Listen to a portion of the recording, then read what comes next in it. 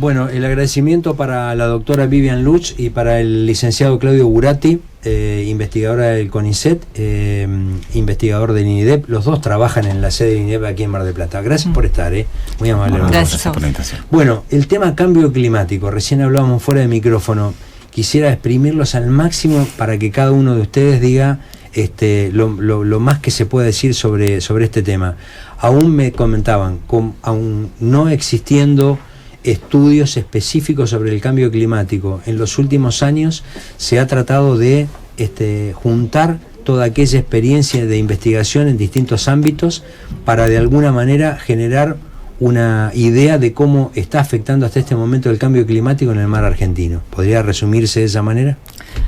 Sí, quizás, bueno, primero en mi caso yo trabajo en un proyecto del INIDEP que se llama Dinámica del Plancton Marino y Cambio Climático, justamente, y nuestra intención fue desde el año 2000, con el director del proyecto que es Rubén Negri, justamente empezar a medir una serie de variables ambientales y del plancton en un punto cerca de Miramar, siempre al mismo lugar, midiendo lo mismo. Un poco les decía la analogía de seguir a un paciente, ¿no? Y ver cómo evoluciona.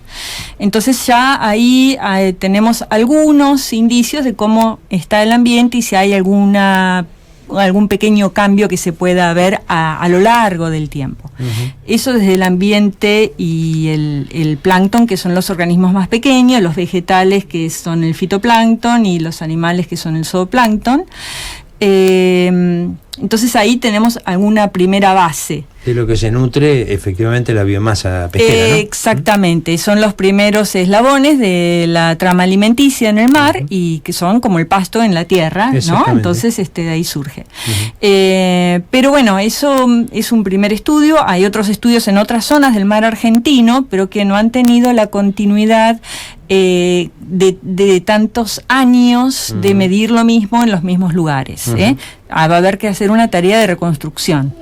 En este momento hay en marcha un informe que Claudio está liderando. Bueno, nos puede comentar un poco sobre el tema. Sí, como comentaba Vivian, bueno, este es un informe diagnóstico en donde esta nueva temática o relativamente reciente en su relación con lo que es los recursos pesqueros, a pedido del Ministerio de Agroindustria, se elabora un informe diagnóstico cero, porque es el primero que se hace en este sentido, en donde se intenta evaluar el estado de conocimiento de los impactos del cambio climático en las pesquerías, ¿no?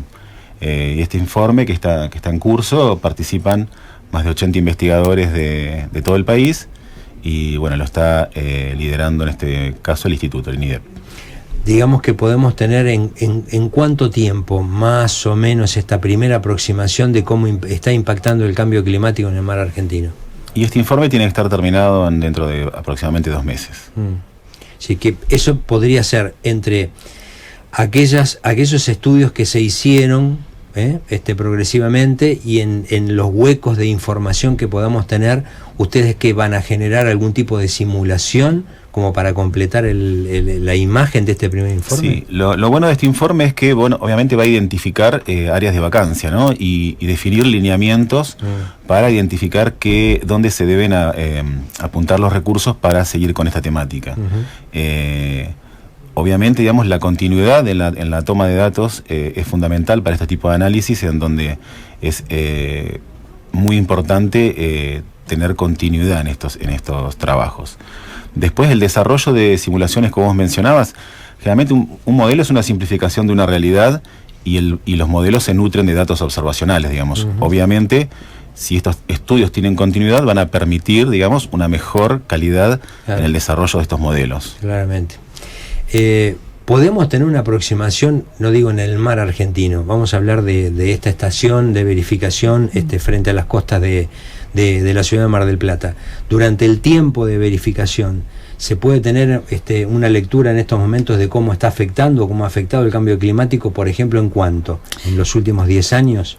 Nosotros estamos monitoreando esta estación que está frente a Miramar desde el año 2000. Hay algunos datos previos. Sí, casi 2 décadas. Casi 2 décadas. Y justo ahora estamos comenzando a analizar en perspectiva esos datos. Y hasta ahora podría adelantar que se nota una leve aumento de la temperatura del mar. Y también, quizás un poco contraintuitivamente, un aumento de la cantidad de material vegetal de fitoplancton, pero con una salvedad.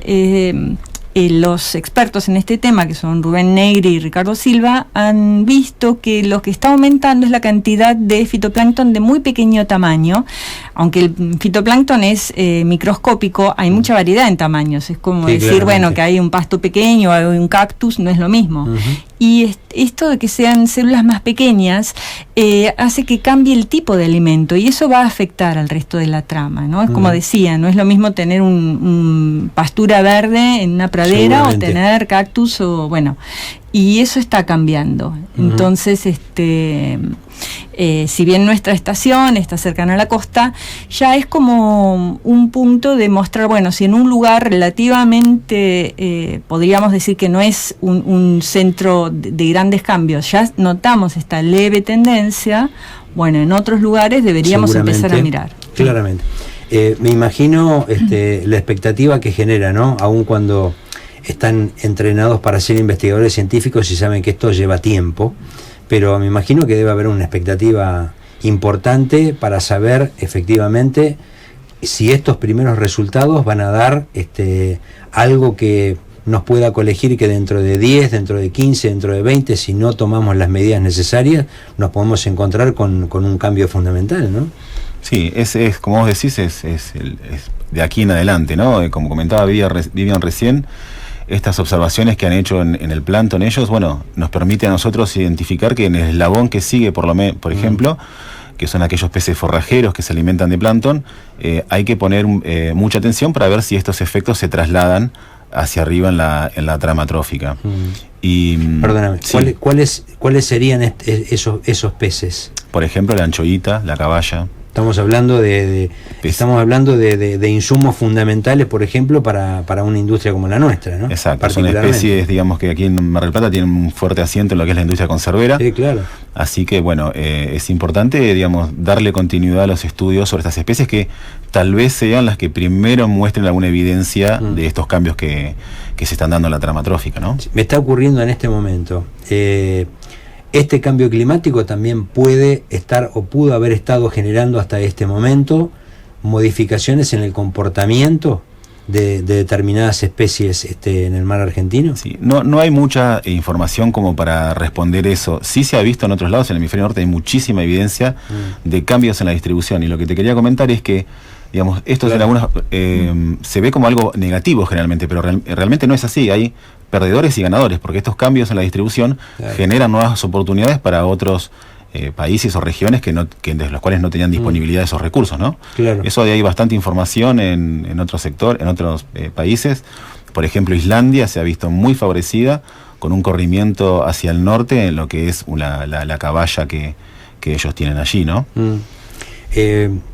En esta misma mesa, en esta misma situación, estuvimos hablando hace unos meses con colegas suyos con respecto al tema de los primeros estudios, porque lamentablemente son los primeros estudios, como en este caso, de cómo afectan o cómo puede afectar los microplásticos en la secuencia, ¿no? Del ecosistema del mar argentino. Y de la misma manera nos podemos encontrar con esta misma apreciación por parte del cambio climático, ¿no? Porque están enganchados tan íntimamente, estamos generando tremenda cantidad de residuos que no sabemos efectivamente cuál va a ser el efecto final, y me parece que en el estudio de ustedes también algo de esto puede llegar a aparecer, ¿no?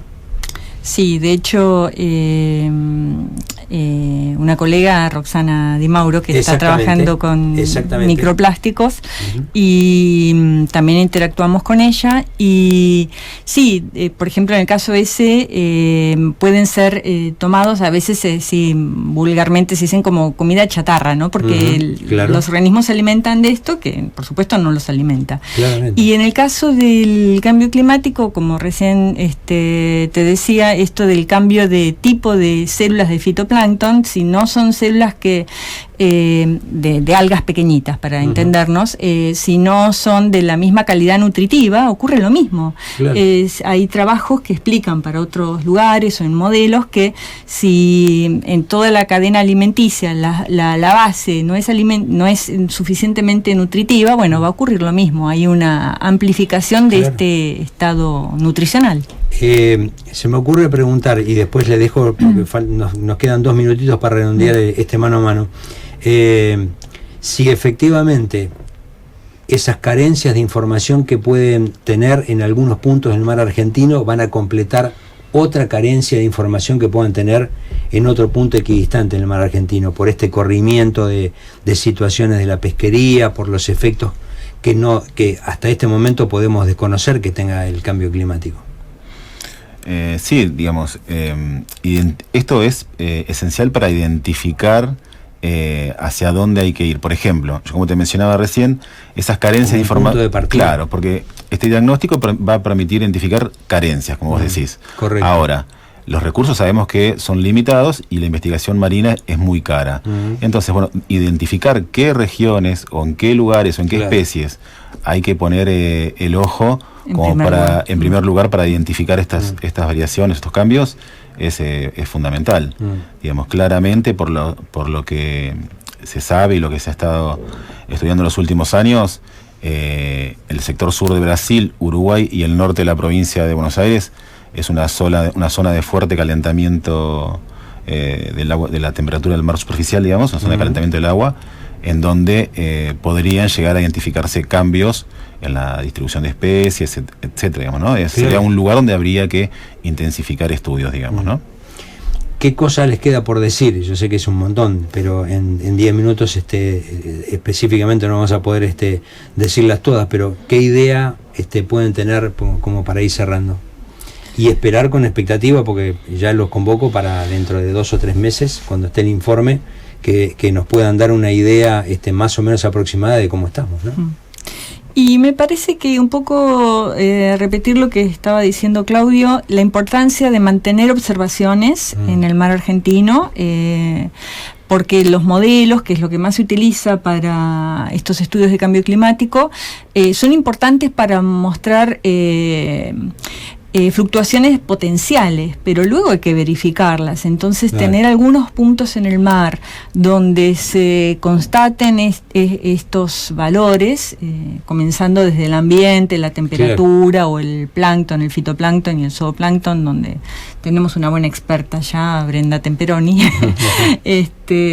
y en la parte pesquera es muy importante. Y luego algún modelo más regional, más acotado a nuestra zona. Claramente.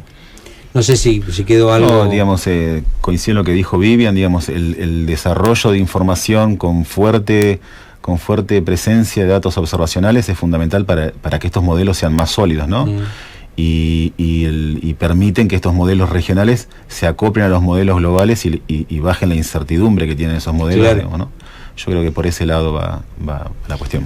Bueno, los convoco para si efectivamente los datos están disponibles, porque esto depende de evidentemente una política de Estado, ¿no? Estamos hablando de una política global sobre la cuestión del cambio climático. Imagino que esto deviene efectivamente a partir de ahora con un primer diagnóstico de lo que Argentina no debe dejar de seguir haciendo, ¿no? Sí, totalmente. La Argentina ha asumido compromisos internacionales que lo obligan a que este tema, digamos, tenga recursos para su desarrollo, ¿no?